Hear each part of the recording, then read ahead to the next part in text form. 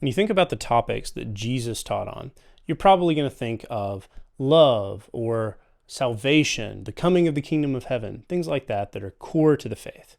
Well, whenever you are filling out your 1040 form to give it to the IRS, you might not realize that Jesus actually had something to say about that.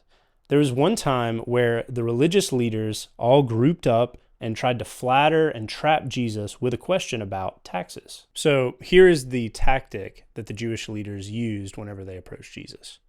They said, "Teacher, we know that you are true and teach the way of God truthfully, and you do not care about anyone's opinion, for you are not swayed by appearances.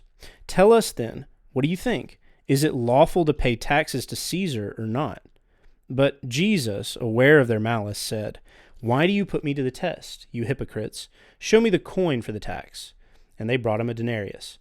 And Jesus said to them, "Whose likeness and inscription is this?" They said, "Caesar's." And he said to them, "Therefore, render to Caesar the things that are Caesar's, and to God the things that are God's." We might be tempted to resent paying taxes to the government. There's some people that don't want to pay taxes just because they don't want to split with their money. Some don't agree with certain tax policies, and some people just don't like the government. But Jesus had a very clear message. We are to pay the taxes that we owe by law. The Apostle Paul reiterated the teaching of Jesus in his letter to the Romans. Pay to all what is owed to them. Taxes to whom taxes are owed. Revenue to whom revenue is owed. Respect to whom respect is owed. Honor to whom honor is owed.